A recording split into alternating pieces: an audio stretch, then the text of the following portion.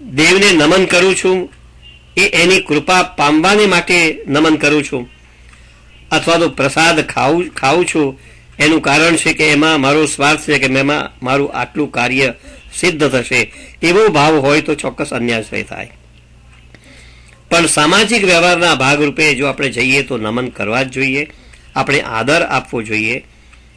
ક્યારેય પણ કોઈ દેવનો અનાદર આપણે ન કરીએ. એનો પ્રસાદ આપણને આપે તો એનો પણ આપણે અનાદર ન કરીએ, એ પ્રસાદને આપણે સ્વીકારીએ. પણ એ પ્રસાદ આપણે ખાતા નથી, કેમ કે આપણે તો સમર્પિત જીવનનું વ્રત લીધેલું છે.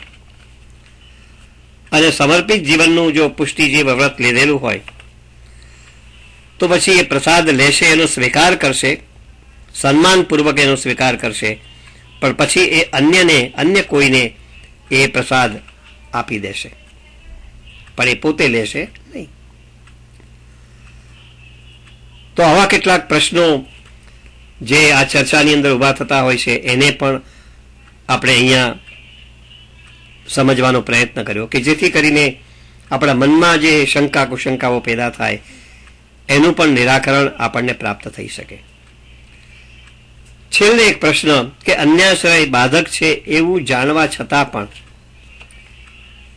એવો અન્યાશ્રય ક્યારેક આપણે જીવનમાં હર પળે આદરીએ છીએ, આચરતા આવીએ છીએ, તો એનું પરિણામ શું આવે? એનું એક જ પરિણામ આવી શકે. જેમ કે કોઈને તાવ શરદી થઈ હોય અને એવા દિવસોની અંદર પણ આપણે જો બરફનું ઠંડુ પાણી પીએ, તાવ શરદી થઈ હોય ને તો એર કન્ડિશનની હવા લઈએ તો જ આપણી તબિયત બરાબર રહે ખરી? આપણી તબિયત બગડે જ. એવી જ રીતે ભક્તિ માર્ગમાં આવ્યા પછી જો આપણે અન્યાશ્રય ચાલુ રાખીએ તો સ્વાભાવિક છે કે આપણને પણ હાનિ થયા વગર રહે જ નહીં. આપણી અલૌકિક તબિયત બગડે જ. એ ચાલુ રાખવામાં આવે તો એ આપણે માટે અપરાધ રૂપ બને જ. અને એવી વ્યક્તિ ભલે ને ભક્તિ માર્ગમાં હોય પણ પછી એ પ્રભુની પ્રસન્નતા ક્યારેય પણ પ્રાપ્ત કરી શકે નહીં, કેમ કે પ્રભુ તો અનન્ય વત્સલ છે.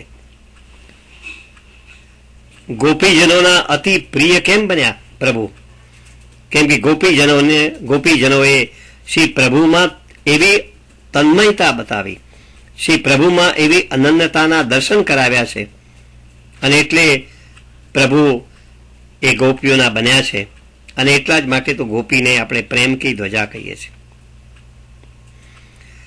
આપણે આગળ પણ જોયું કે જેમને પુત્ર રૂપે પ્રભુને લાડ લડાવવાનું સૌભાગ્ય મળ્યું એવા નંદરાયજીને પણ અન્યાશ્રય થતાં જ અંબિકા વનમાં અજગર ગળ્યો. અજગરે એમને ગળી ગયો. આ અન્યાશ્રયનું પરિણામ.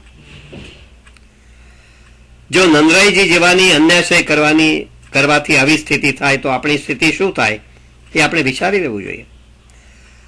નંદરાયજી આખરે પ્રભુનું શરણ શોધે છે, પ્રભુનું શરણ સ્વીકારે છે, અને પ્રભુ આખરે એ અજગરના મોંમાંથી નંદરાયજીને બચાવી લે છે. શ્રી પ્રભુ શ્રી ઠાકોરજીમાં નંદરાયજી પોતાનો આશ્રય વ્યક્ત કરે છે અને પ્રભુ એને બચાવી લે છે.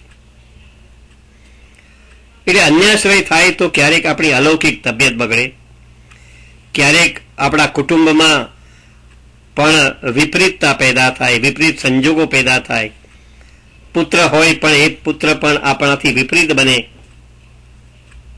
આપણો કાયમ ન રહે, આપણી સંપત્તિને ઉડાવી દે. એટલે અન્યાશ્રય થાય તો ચોક્કસ એક યા બીજી રીતે હાનિ થયા વગર રહે નહીં.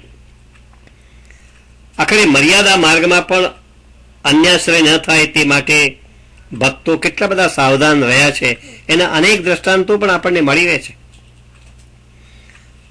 તુલસીદાસનો પ્રસંગ બહુ જાણીતો છે કે તેઓ વ્રજમાં પોતાના પિતરાય ભાઈ નંદદાસજીને મળવાને માટે વ્રજમાં ગયા છે, અને ત્યારે શ્રીનાથજીની સન્મુખ દર્શન કરવાને માટે આવીને ઊભા છે, પરંતુ પોતાના સ્વામી શ્રી રામના દર્શન એમને નથી થતા. અને પોતાના સ્વામી શ્રી રામના દર્શન જ્યારે એમને નથી થતા ત્યારે એમને પોતાનું મસ્તક નથી નમાવ્યું. નંદદાસે આ જોયું, અને નંદાસે આ જોયું ત્યારે પ્રભુને નંદાસે વિનંતી કરી છે કે તુલસી મસ્તક તબ નમય જબ ધનુષ બાન લો હાથ. તુલસી મસ્તક તબ નમય જબ ધનુષ બાન લો હાથ. અને એ જ સમયે પરમ કૃપાળુ શ્રીજી શ્રી રામ સ્વરૂપે દર્શન આપે છે અને તુલસીદાસજી પછી ગદગદિત બનીને પ્રભુના ચરણમાં ઝૂકી પડે છે. આ અનન્યતાનો પ્રતાપ છે. આ અનન્યતાના પ્રતાપે જ પ્રભુ સાક્ષાત્કાર થાય છે.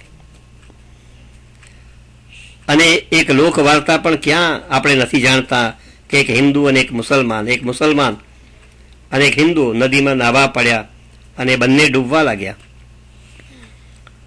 મુસલમાન અલ્લાહ અલ્લાહની બૂમો પાડવા લાગ્યો અને હિન્દુ હતો એ રામ કૃષ્ણ અંબામાં જગદંબામાં આવી અનેક રીતે કાકલુદી ભરી વિનંતી કરવા લાગ્યો, મને બચાવો બચાવો.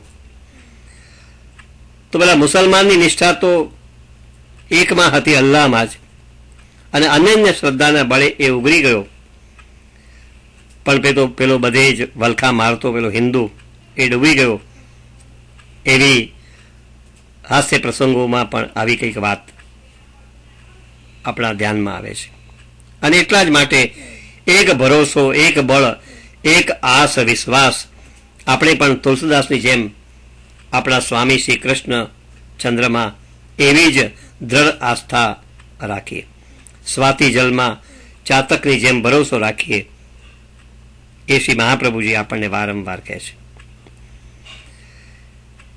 છેલ્લે એક વાત વૈષ્ણવો ક્યારેક પૂછતા હોય છે કે વૈષ્ણવે શ્રાદ્ધ કરવાની જરૂર ખરી? વાર્તા સાહિત્ય પ્રમાણે જો વિચારીએ તો દામોદરદાસજીના પિતાનું શ્રાદ્ધ સ્વયં શ્રી ગુસાઈજીએ કરાવડાવેલું અને દક્ષિણા રૂપે સિદ્ધાંત મુક્તાવલીનો 1.5 શ્લોક દામોદરદાસે ત્યારે આપેલો હતો. એટલે આપણે ત્યાં શ્રાદ્ધાદિ કાર્ય જે છે ને, એ શ્રાદ્ધાદિ કાર્યો કરવા માટેનો શિષ્ટાચાર પુષ્ટિ સંપ્રદાયમાં ચાલે આવે છે. અને શ્રાદ્ધ આદિ જે કાર્યો છે એ પુષ્ટિ સંપ્રદાયના સિદ્ધાંતની વિરુદ્ધ નથી. કેમ કે શ્રી મહાપ્રભુજીએ આગળ જણાવ્યું તેમ વૈદિક કાર્યો કરવાને માટેની હંમેશા સ્વીકૃતિ આપેલી છે.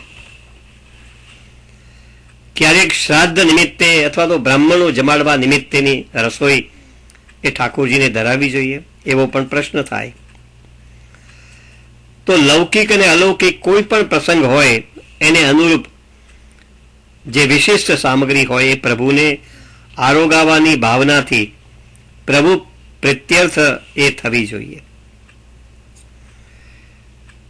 એ કોઈ પણ પ્રસંગ હોય તો એને અનુરૂપ વિશિષ્ટ સામગ્રી પ્રભુને આપણે આરોગાવીએ. પ્રભુને આરોગાવાની ભાવનાથી પ્રભુ પ્રીત્યર્થે એ સામગ્રી શ્રી ઠાકોરજીને આપણે ધરાવીએ અને પછી બ્રાહ્મણોને જમાડીએ.